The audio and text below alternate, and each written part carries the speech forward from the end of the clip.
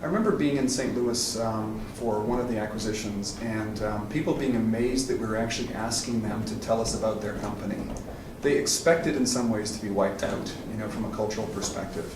And they heard us asking. In the inventory we took using the tools that ACHIEVEBLUE provided were great, and then we were able to reflect that information back to people and really get a good conversation going, which showed us the coloring and the shading of those questions. Not so much this and more of that. And people were really helpful with explaining their culture to us, and in describing in some cases what they didn't like about their culture and that needed to change from their perspective, and things they thought were important to keep.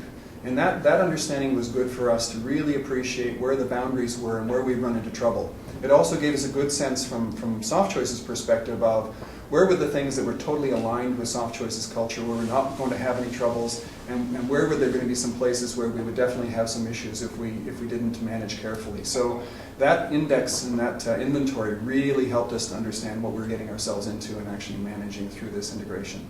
The important thing to me in running mergers and acquisitions is that the organizations themselves aren't years later saying, we're still different.